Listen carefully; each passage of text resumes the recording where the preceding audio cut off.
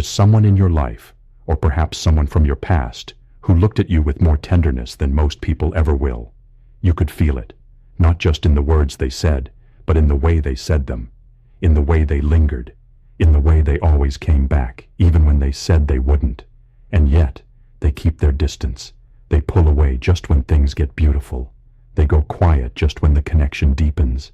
They disappear just when you start to believe that maybe this time it could actually work. And you have asked yourself, maybe late at night, maybe in the middle of an ordinary Tuesday, why? Why would someone who clearly loves you choose to stay away from you? Today we are going to answer that question, not with self-help platitudes, not with a list of red flags to memorize, but with one of the most profound and unsettling ideas in all of psychological history, an idea first articulated by the Swiss psychiatrist Carl Jung, a man who spent his life exploring the parts of the human soul that most of us spend our lives running from. We are going to talk about the shadow. Stay with me. Because what you are about to understand may not only explain the person who loves you from a distance, it may explain you. To understand the shadow, you have to first understand something about the way we are built as human beings. We do not arrive in this world as finished creatures. We arrive as raw, luminous, completely unfiltered beings, screaming our needs into the air, crying without shame, laughing with our whole bodies, reaching for what we want without apology, and then, slowly, inevitably, with the very best of intentions, the world begins to shape us. A child reaches for something and is told no. A child cries and is told to be quiet. A child expresses anger and is told that anger is bad. A child shows vulnerability and is met with discomfort, or ridicule, or dismissal. A child is too loud, too sensitive, too much, too needy, and so the child learns. The child learns that certain parts of themselves are acceptable, and certain parts are not. The acceptable parts get to live in the light. They get to be performed, expressed, celebrated. These become what Jung called the persona, the mask we wear for the world, the version of ourselves that is socially presentable, the self that gets the job, wins the approval, navigates the room. But what happens to the parts that are not acceptable? What happens to the rage, the grief, the neediness, the wildness, the shame, the desire, the fear? What happens to every impulse, every longing, every truth that the child learned was dangerous to show? They do not disappear. Nothing in the psyche ever simply disappears. They go underground. They get packed into what Jung called the shadow, a vast subterranean region of the self where everything we have denied, repressed, hidden, or disowned continues to live. The shadow is not evil. Let me be very clear about that, because this is a misunderstanding that does tremendous damage. The shadow is not a monster. It is not the dark side in some cosmic war between good and evil within you. The shadow is simply the part of you that was never given permission to exist in the light. Jung described it this way, and I want to sit with his phrasing for a moment because it is as precise as it is devastating. He said that the shadow is the person you would rather not be, not the person you are incapable of being, not the person no one could ever love, but the person you have convinced yourself, often with enormous effort over many years, that you must not be. The shadow carries your shame, but it also carries your unlived life. Now here is where it gets truly interesting, and where it becomes directly relevant to the question we are trying to answer today. The shadow does not stay quietly underground. It is not a storage unit you can lock and forget. It is alive, it is active, and it communicates with you constantly, through your dreams, through your irrational reactions, through the people you are inexplicably drawn to, and through the patterns you cannot seem to escape no matter how hard you try. Jung had a phrase for this: what you resist persists. And what persists, what is never acknowledged, never integrated, never brought into the light, eventually begins to run your life from the basement. And nowhere, nowhere does it run your life more powerfully, more completely, more painfully than in the territory of love. Love is the most extraordinary thing that happens to a human being. Not romantic love exclusively, though that is what we will focus on, but love in its broadest sense, the experience of being truly seen by another person, of being known and still chosen, of having someone hold space for your existence in a way that feels like coming home. And love is also, and this is the part we do not talk about enough, one of the most terrifying things that can happen to a human being, because love requires exposure. To love someone and to let someone love you is to allow them to see you, and not just the persona, not just the polished, curated version of yourself that you have been carefully constructing since childhood. Real love, the kind that lasts, the kind that transforms, demands that you eventually bring the whole person, including the shadow, including the parts you are ashamed of, including the parts you have hidden, including the parts that have never, ever been seen before. And for some people, people who have been deeply hurt, deeply shamed, deeply conditioned to believe that their authentic self is fundamentally unlovable, that moment of potential exposure is not experienced as an opportunity. It is experienced as a threat. Think about what happens when two people begin to fall in love. In the early stages, there is something almost magical about it. Psychologists sometimes call this the state of limerence, that intoxicating early phase where the other person seems almost perfect, where every encounter leaves you electric, where you walk through ordinary days with the secret feeling that something extraordinary is happening to you. Jung understood this phase as something far more complex than simple chemistry. He believed that in the early stages of love, what is actually happening is a kind of projection. We are seeing in the other person the unlived parts of ourselves. We are looking at them and seeing what we have denied in ourselves reflected back to us. And it feels like magic because it is, in a way. It is the first glimpse of wholeness, the first suggestion that those hidden parts of us might actually be real, might actually be beautiful, might actually be allowed to exist. But as the relationship deepens, as the intoxication begins to settle into something realer and quieter and more demanding, the projection begins to dissolve, and the other person starts to feel not like a mirror of our hidden selves, but like a witness to them. And that is when the shadow begins to stir, because a witness is not the same as a mirror. A mirror only shows you what you want to see. A witness sees you whether you want to be seen or not. And for the person who has built an entire identity around not being seen, around being manageable, acceptable, controlled, safe, the approach of a real witness is not experienced as love. It is experienced as danger. Here is what I want you to understand, because this is the heart of everything we are exploring today. The very thing they have always longed for becomes, in the moment of its arrival, the thing they feel compelled to flee. This is not weakness. It is not manipulativeness. It is not cruelty. It is the psyche doing what it has always done, protecting itself from what it has learned to believe is an existential threat. The shadow says, if they see the real me, they will leave, and I cannot survive that. So I will leave first. I will create distance before they can create devastation. And so the person who loves you begins to pull away, not because the love has diminished, not because you have done something wrong, but because the love has grown strong enough to become threatening. Let me say that again, because I think it deserves space. They are pulling away because they love you. The distance is not evidence of indifference. It is evidence of depth, of fear proportionate to feeling. This is one of the most painful paradoxes in human relationships, and it is one that Jung's concept of the shadow illuminates with heartbreaking clarity. Now I want to move from the philosophical to the personal, because understanding the shadow is one thing, recognizing it in the specific behaviors of someone you love or in yourself is another. So let us walk through 3 of the most common ways the shadow manifests as distance in a deep relationship. There is a pattern that emerges in the relationships of people with heavy, unintegrated shadows, and it is so consistent that once you see it, you cannot unsee it. It goes like this. Things are going beautifully, better than they have gone before. There is warmth, there is intimacy, there is real connection. And then, seemingly out of nowhere, something goes wrong. They start an argument over something small. They say something deliberately cutting. They disappear for days without explanation. They suddenly remember all the reasons this cannot work. They behave in a way that seems designed, though not consciously designed, to introduce conflict, distance, or failure just when things were at their most hopeful. This is what therapists sometimes call self-sabotage, but Jung would frame it more precisely. This is the shadow asserting itself. This is the unconscious mind, which has learned to associate intimacy with danger, with exposure, with eventual rejection, stepping in to preempt the threat. The unconscious logic is something like this. If I get too close, they will eventually see who I really am and leave. But if I push them away now, I control the ending.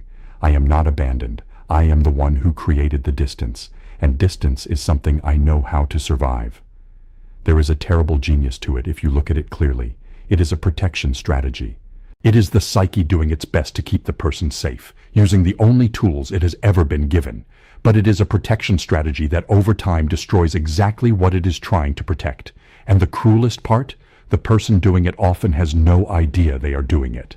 The sabotage feels from the inside, like clarity, like suddenly seeing the truth of the situation, like waking up, when in fact what is happening is that the shadow is flooding the conscious mind with evidence, real or manufactured, that retreat is necessary and justified.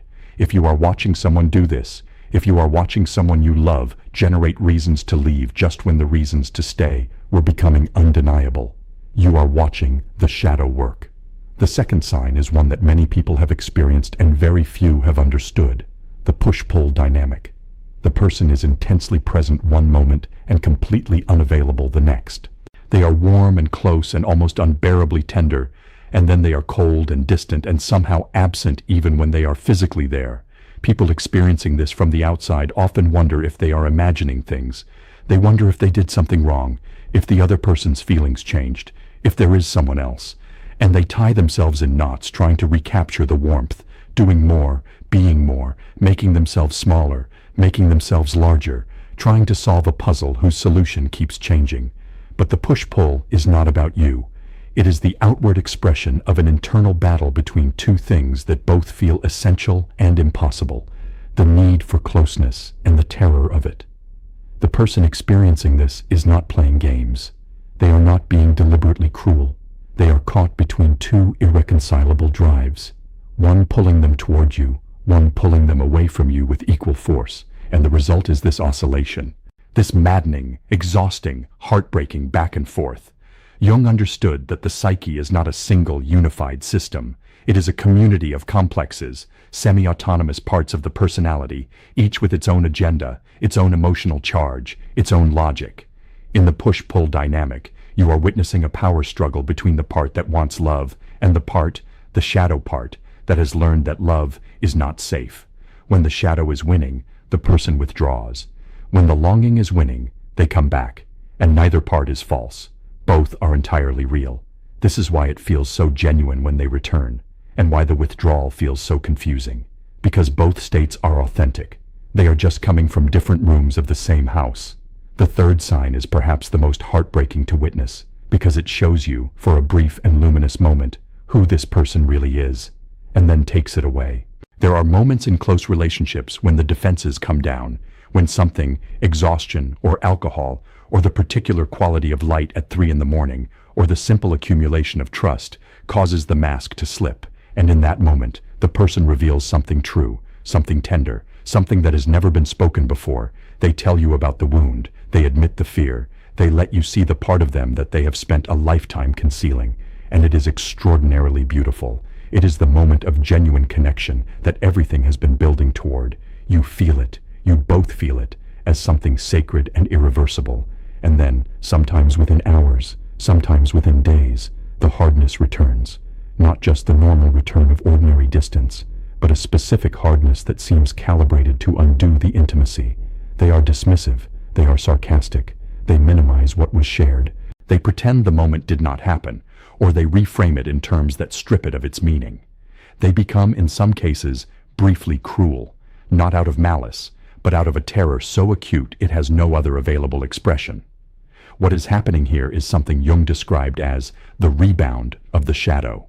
When the shadow is exposed, when something that has been deeply hidden is finally brought into the light, the psyche can experience this not as relief, but as crisis. The exposure feels like a violation of the most fundamental survival strategy, and the response is to reassert the walls, to rebuild the distance, to retroactively deny the moment of truth. This is why people sometimes say, often completely sincerely, "I don't know why I said that. That wasn't really me." When in fact what they are saying is the truest, most essential thing they have ever said. And the retraction, the denial, is the performance. If you have witnessed this, if you have held someone's truth gently and then watched them snatch it back and pretend it never happened, know that you are watching someone caught in a shadow rebound. You are watching someone do the only thing they know how to do, when the thing they were most afraid of happens. Be seen. And now we come to the most important part of everything we have explored together today. Because understanding the shadow, recognizing its fingerprints on behavior, seeing its logic in the patterns, is only half the work. The other half is integration. Jung used the word integration very specifically. Not elimination, not transcendence, not the destruction of the shadow in favor of some perfectly refined, perfectly enlightened self. Integration, the bringing together of what has been divided, the acknowledgement, acceptance, and eventual incorporation of the hidden parts of the self into a more complete, more honest, more whole human being. He called this process individuation, and he considered it the central task of human psychological development, not the accumulation of wisdom or success or even happiness, but the becoming of a whole person, the gradual movement toward a self that no longer requires the concealment of its own depths. And here is the essential thing about shadow integration in the context of love. You cannot do it for someone else. This is one of the most painful truths in all of human relating. You can love someone with everything you have. You can create the safest possible space for them. You can be endlessly patient and endlessly kind and endlessly present, and you cannot do their inner work for them. That is theirs alone to do. But, and this matters enormously, the presence of a loving, patient, conscious partner is one of the most powerful catalysts for shadow integration that exists. The relationship itself can be the crucible. The relationship, if held with enough wisdom and enough care, becomes the place where the hidden parts are slowly, carefully brought into the light. So how does this actually happen? How does a person begin to integrate the shadow? The first step is always the hardest, and it is simply this: awareness. The shadow has tremendous power precisely because it operates below the level of consciousness. The person who keeps sabotaging relationships does not experience themselves as someone who is afraid of love. They experience themselves as someone who keeps encountering people who are ultimately wrong for them, or situations that are fundamentally flawed. The unconscious is exquisitely creative in its rationalizations. Shadow work begins the moment a person is able to stop and ask, genuinely, with radical honesty, what if the pattern I keep experiencing is not coming from outside me? What if it is coming from within? This is not a comfortable question. It is one of the most confronting questions a human being can face, because it requires the relinquishment of the story of victimhood, not the denial of genuine hurt, but the recognition that the inner world is co-creating the outer experience. The second step is what Jungian analysts call active imagination, the practice of entering into a relationship with the shadow directly. This can take many forms. It might be journaling, not the curated, presentable kind, but the raw, uncensored kind, where you write what you actually feel without managing it for an imagined audience. It might be therapy, particularly depth-oriented therapy, that is comfortable with the unconscious and its imagery. It might be dream work, since the shadow speaks most freely in dreams, appearing as figures we fear or despise or are inexplicably fascinated by. But fundamentally, what all of these practices have in common is this: they create a space for the hidden parts to be heard without immediately being judged, fixed, or eliminated. The shadow does not need to be destroyed. It needs to be listened to, because embedded in the shadow, in the rage, in the neediness, in the shame, in the longing, is not just darkness. There is also tremendous energy, tremendous vitality. The shadow carries what Jung called the gold in the dark, the unlived capacities, the unexpressed gifts, the authentic desires that were forced underground, not because they were bad, but because they were too powerful, too real, too threatening to the carefully constructed social self. When a person integrates their shadow, they do not become darker. They become more vivid, more alive, more real. The energy that was being consumed by the work of concealment becomes available for living, for loving, for creating, for being fully, unashamedly present in a relationship without the constant background terror of exposure. The third step is perhaps the most delicate, and it is the one that involves the relationship itself. It is the practice of choosing disclosure over performance, of learning, slowly and with great courage, to let the other person in. Not all at once, not in a flood of unprocessed emotion that overwhelms rather than connects, but gradually, truthfully, in the small moments that relationships are actually made of. It sounds like, I feel afraid right now, and I don't know why. It sounds like, I notice I want to pull away, and I think it's because this is starting to feel very real. It sounds like, I want to be close to you, and I also feel terrified of being close to you, and I'm telling you that instead of disappearing. These are not easy sentences to say. They require a kind of courage that does not announce itself, that does not arrive in grand gestures or dramatic confessions, but in quiet, specific, vulnerable moments of telling the truth. But this practice of choosing honesty over protection, connection over control, presence over performance, this is how the shadow is integrated in the context of love, not in a therapist's office alone, though that matters, but in the lived, daily, imperfect, ongoing practice of letting another person see who you actually are. And here is the extraordinary thing, the thing that Jung pointed toward throughout his long and luminous career. When the shadow is integrated, when the hidden parts are brought into the light and found to be survivable, to be worthy of love, something remarkable happens. The compulsion to distance begins to dissolve, not completely, not overnight, not without relapse and renewal and continuing effort, but it begins, genuinely, to dissolve. Because the distance was always a symptom, not a preference. The distance was the shadow's solution to the shadow's fear. And as the fear is metabolized, as the person learns, through experience, that they can be seen and not destroyed, the solution becomes unnecessary. They stop needing to leave before they can be left.